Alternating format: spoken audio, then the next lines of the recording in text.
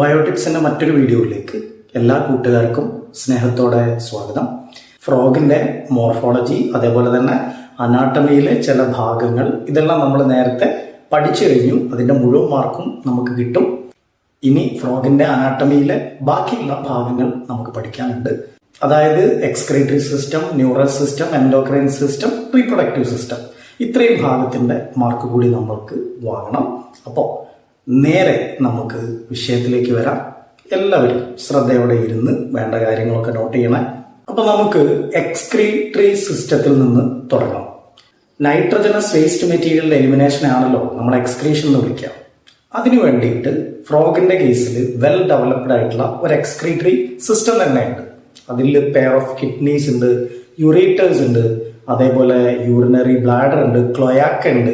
ഇത്രയും ഭാഗങ്ങളൊക്കെ തന്നെ എക്സ്ക്രീഷനിൽ സഹായിക്കുന്ന ഭാഗങ്ങളാണ്.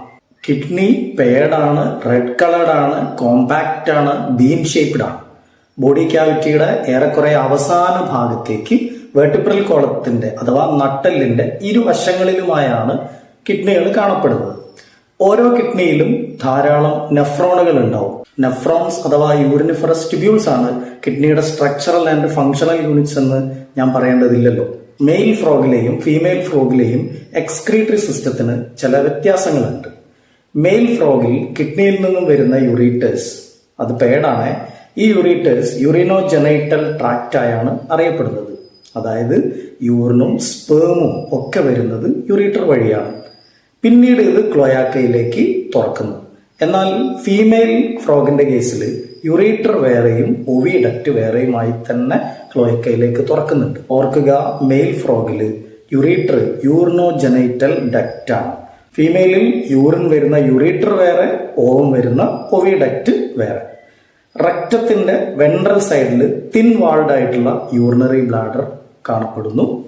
ഫ്രോഗ് യൂറിയോടെലിക് ആണ് കേട്ടോ. അതായത് ഫ്രോഗ് അതിന്റെ എക്സ്ക്രീറ്ററി വേസ്റ്റ് എലിമിനേറ്റ് ചെയ്യുന്നത് യൂറിയയുടെ രൂപത്തിലാണ്. യൂറിയയുടെ രൂപത്തിൽ എക്സ്ക്രീറ്ററി വേസ്റ്റ് എലിമിനേറ്റ് ചെയ്യുന്ന ജീവികളെയാണ് നമ്മൾ യൂറിയോടെലിക് എന്ന് വിളിക്കുക. ഇതിനെയും വേറെ ചാപ്റ്ററുകളിൽ നമുക്ക് ആവശ്യമുള്ള പോയിന്റ് ആണ്. ഇത്രയാണ് നിങ്ങൾ എക്സ്ക്രീറ്ററി സിസ്റ്റത്തിൽ ഓർക്കാനുള്ളത്. ഇനി നമുക്ക് കൺട്രോൾ ആൻഡ് കോർഡിനേഷൻ സിസ്റ്റങ്ങളിലേക്ക് വരാം. കൺട്രോൾ ആൻഡ് കോർഡിനേഷന്റെ കേസിൽ ഫ്രോഗിന് എൻഡോക്രൈൻ സിസ്റ്റവും ന്യൂറൽ സിസ്റ്റവും ഒക്കെ ഉണ്ട്. എൻഡോക്രൈൻ സിസ്റ്റത്തിന് നമ്മൾ കെമിക്കൽ കോർഡിനേഷൻ എന്നുള്ള പാർട്ടിലാണല്ലോ ഉൾപ്പെടുത്തുക. കാരണം ഇത് കെമിക്കൽസ് ആയിട്ടുള്ള ഹോർമോൺസിനെയാണ് ഉൽപ്പാദിപ്പിക്കുക. ഇതിനെ എൻഡോക്രൈൻ സിസ്റ്റം എന്നാണ് നമ്മൾ വിളിക്കാറുള്ളത്. അപ്പോൾ ഫ്രോഗിനും എൻഡോക്രൈൻ സിസ്റ്റവും നെർവസ് സിസ്റ്റവും ഉണ്ട്. എൻഡോക്രൈൻ സിസ്റ്റത്തിൽ നോക്കുകയാണെങ്കിൽ നമ്മളുടെ ബോഡിയിൽ കാണപ്പെടുന്നത് പോലെയുള്ള ഏറെക്കുറെ എല്ലാ ഗ്ലാൻഡുകളും ഫ്രോഗിന്റെ കേസിലും ഉണ്ട്. അതുകൊണ്ട് ഇത് പഠിക്കാൻ എളുപ്പമാണ്. ഉദാഹരണത്തിന് pituitary gland, pineal gland, thyroid gland, parathyroid gland, pancreatic islets, thymus തുടങ്ങി എല്ലാ ഏറെക്കുറെ ഗ്ലാൻഡുകളും നിങ്ങൾക്ക് ഫ്രോഗിന്റെ ബോഡിയിൽ കാണാം. ഇത് എൻഡോക്രൈൻ സിസ്റ്റത്തിന്റെ ഭാഗമാണ്, അതായത് കെമിക്കൽ കോർഡിനേഷന്റെ ഭാഗമാണ്. റെഡി ആണല്ലോ? ഓക്കെ ആണല്ലോ? ഇനി നമുക്ക് നെർവസ് സിസ്റ്റത്തിലേക്ക് വരാം. നെർവസ് സിസ്റ്റം നോക്കുകയാണെങ്കിലും വെൽ ഓർഗനൈസ്ഡ് ആയിട്ടുള്ള എസ്റ്റാബ്ലിഷ്ഡ് ആയിട്ടുള്ള നെർവസ് സിസ്റ്റം തന്നെയാണ് ഫ്രോഗിനുള്ളത്. ഇവിടെ നമുക്ക് സെൻട്രൽ നെർവസ് സിസ്റ്റം, അതിൽ തന്നെ നിങ്ങൾക്കറിയാം ബ്രെയിനും സ്പൈനൽ കോഡും ഉണ്ടാവും. അതേപോലെ പെരിഫറൽ നെർവസ് സിസ്റ്റം, അതിൻ്റെ അകത്ത് ക്രേനിയൽ നെർവ്സും സ്പൈനൽ നെർവ്സും ഉണ്ടാവും. അതേപോലെ ഓട്ടോണോമസ് നെർവസ് സിസ്റ്റം, അതിൻ്റെ അകത്ത് സിമ്പത്തറ്റിക്കും പാരാസിമ്പത്തറ്റിക്കും നെർവസ് സിസ്റ്റങ്ങൾ ഉണ്ടാവും. ഇതെല്ലാം നമ്മളെപ്പോലെ തന്നെയാണ്, അതുകൊണ്ട് പഠിക്കാൻ നമുക്ക് എളുപ്പമാണ്. ഓർക്കുക, ക്രേനിയൽ നെർവ്സ് എന്ന് പറഞ്ഞാൽ ബ്രെയിനിൽ നിന്നും ഒറിജിനേറ്റ് ചെയ്യുന്ന നെർവ്സ് ആണ് കേട്ടോ. അങ്ങനത്തെ 10 പെയർ ക്രേനിയൽ നെർവ്സ് ഉണ്ട് ഫ്രോഗിന്. അതേപോലെ സ്പൈനൽ കോഡിൽ നിന്നും ഒറിജിനേറ്റ് ചെയ്യുന്ന തുടങ്ങുന്ന നെർവ്സിനെയാണ് നമ്മൾ സ്പൈനൽ നെർവ്സ് എന്ന് വിളിക്കുക. റെഡിയല്ലേ? സെൻട്രൽ നെർവസ് സിസ്റ്റത്തിലെ ബ്രെയിനിനെ പറ്റി നമുക്ക് അല്പം വിശദമായി തന്നെ പഠിക്കാനുണ്ട്. ബ്രെയിനിന്റെ പ്രൊട്ടക്ഷൻ ക്രേനിയം എന്ന് വിളിക്കുന്ന ബോണി സ്ട്രക്ചർ കൊണ്ടാണ് നിർമ്മിച്ചിരിക്കുന്നത്. ഇതിനെ നമ്മൾക്ക് ബ്രെയിൻ ബോക്സ് എന്നൊക്കെ വിളിക്കാം. അസ്ഥി കൊണ്ട് നിർമ്മിച്ചിരിക്കുന്ന ബ്രെയിനിന്റെ ബോക്സ് ആണ് ക്രേനിയം. ഇനി ബ്രെയിനിന്റെ വ്യത്യസ്ത ഭാഗങ്ങളിലേക്ക് വരാം. ബ്രെയിനെ 3 പാർട്ടായിട്ടാണ് തിരിച്ചിരിക്കുന്നത്: ഫോർ ബ്രെയിന്, മിഡ് ബ്രെയിന്, ഹിൻ ബ്രെയിൻ. ഇങ്ങനെ 3 ഭാഗങ്ങളായിട്ടാണ് ബ്രെയിന് ഉണ്ടാവുക. ഫോർ ബ്രെയിനിൽ ഒൽഫാക്ടറി ലോബ് അഥവാ സ്മെല്ല് ചെയ്യാൻ സഹായിക്കുന്ന ഭാഗം, പിന്നെ പ്രധാനപ്പെട്ട സെറിബ്രൽ ഹെമിസ്ഫിയേഴ്സ്, ഇത് പേഡാണ്, കൂടാതെ ഒരു അൺപെയർഡ് ഡയൻസിഫലോൺ. ഇതെല്ലാം കൂടി ചേർന്നാൽ ഫോർ ബ്രെയിൻ ആയി. ഓർക്കുക, ഒൽഫാക്ടറി ലോബ്സ്, സെറിബ്രൽ ഹെമിസ്ഫിയർ, അതേപോലെ തന്നെ ഡയൻസിഫലനും കൂടെ ചേർന്നാൽ ഫോർബ്രെയിൻ ആയി. ഈ ഡയൻസിഫലൻ എന്ന് പറഞ്ഞാൽ തലാമസും ഹൈപ്പോതലാമസും ഒക്കെ ചേർന്ന ബ്രെയിനിന്റെ പ്രധാനപ്പെട്ട ഭാഗമാണ് കേട്ടോ. മിഡ് ബ്രെയിനിൽ നോക്കുകയാണെങ്കിൽ കാര്യങ്ങൾ ഭയങ്കര എളുപ്പമാണ്. ഒരു പെയർ ഒപ്റ്റിക് ലോബ് മാത്രമേ ഇവിടെ ഉള്ളൂ. ഒപ്റ്റിക് ലോബ് എന്ന് കേട്ടാൽ അറിയാം, കാഴ്ചയ്ക്ക് സഹായിക്കുന്ന ഭാഗമാണത്. ഹൈൻഡ് ബ്രെയിനിൽ സെറിബെല്ലം, പിന്നെ മെഡുല്ല ഒബ്ലോങ്കേറ്റ, ഇത്രയും പാർട്ട് മാത്രമേ പഠിക്കാനുള്ളൂ. അവസാന ഭാഗമായിട്ടുള്ള മെഡുല്ല ഒബ്ലോങ്കേറ്റ പിന്നീട് സ്പൈനൽ കോഡായി വെർട്ടിബ്രൽ കോളത്തിനുള്ളിലൂടെ താഴെ വരെ പോവുകയാണ് ചെയ്യുക.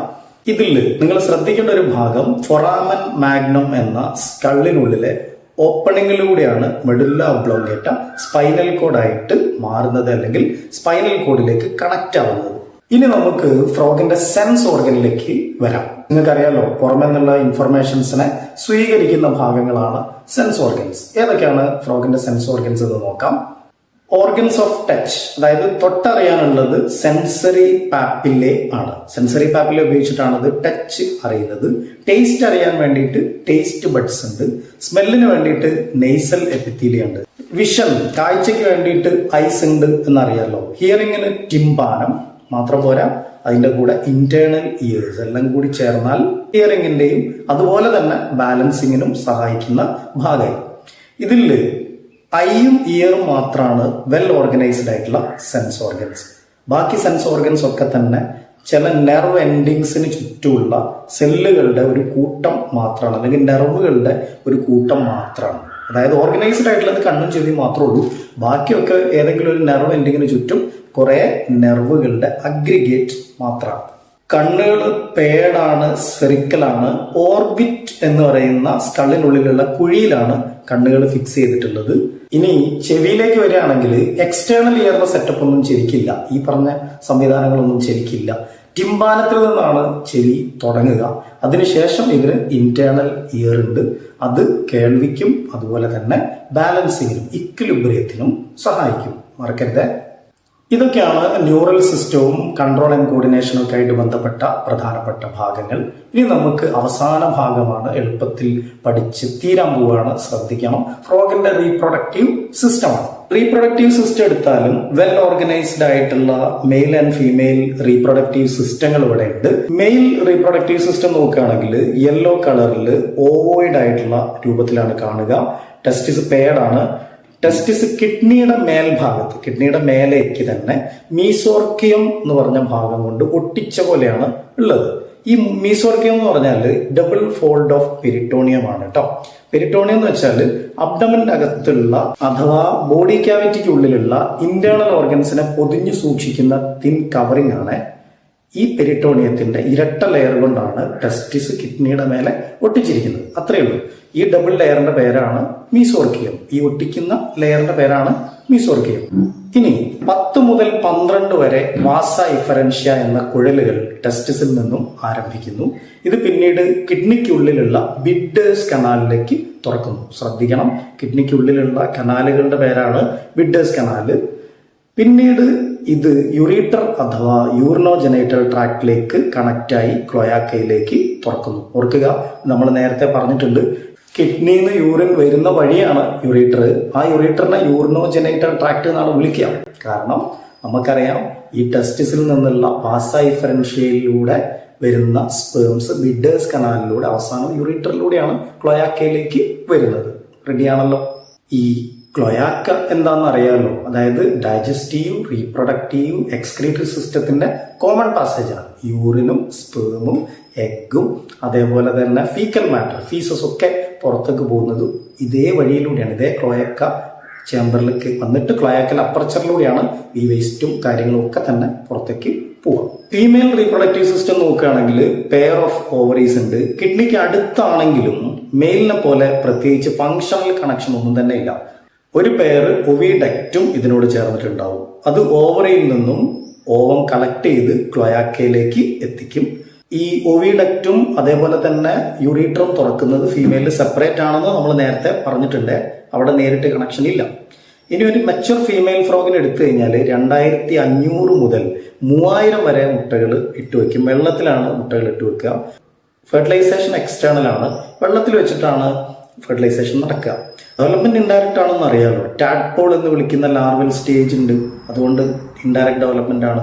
ടാഡ്പോൾ പിന്നീട് മെറ്റാമോർഫോസ് ഒക്കെ നടത്തി പാലൊക്കെ മുറിച്ച് ഫ്രോഗായി മാറും. ഇത്രയാണ് ഫ്രോഗിന്റെ റീപ്രൊഡക്റ്റീവ് സിസ്റ്റം. ഇനി ഫ്രോഗ് മനുഷ്യനായിട്ടുള്ള ചില കാര്യങ്ങളും കൂടെ പറയുന്നുണ്ട് ടെക്സ്റ്റിൽ. ഫ്രോഗ് മനുഷ്യന് ഉപകാരമുള്ള ഒരു ജീവിയാണ്. കാരണം ഇൻസെക്റ്റുകളൊക്കെ തിന്നു തീർത്ത് കൃഷിയെയും വിളകളെയും ഒക്കെ സംരക്ഷിക്കുന്നുണ്ട്. കൂടാതെ ഫുഡ് ചെയിനിലെയും ഫുഡ് വെബിലെയും ഒരു ഇമ്പോർട്ടന്റ് ലിങ്ക് ആയതുകൊണ്ട് ഫ്രോഗ് തീർച്ചയായിട്ടും ഒരു എക്കോളജിക്കൽ ബാലൻസ് നിലനിർത്തുന്ന ജീവിയാണ്.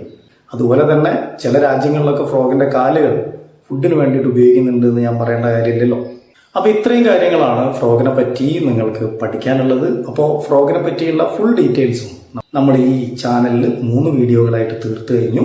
ഇതിന്റെ ആദ്യ വീഡിയോകൾ കാണാത്ത ആൾക്കാരൊക്കെ അത് പോയി കാണുക. അതേപോലെ ഈ വീഡിയോ നിങ്ങളുടെ സുഹൃത്തുക്കൾക്കാർക്കെങ്കിലും ഒക്കെ എത്തിക്കണം എന്നുണ്ടെങ്കിൽ തീർച്ചയായിട്ടും അവർക്ക് അതൊന്ന് ഷെയർ ചെയ്ത് കൊടുക്കുകയും ചെയ്യാം. അപ്പൊ താങ്ക് യു ഓൾ.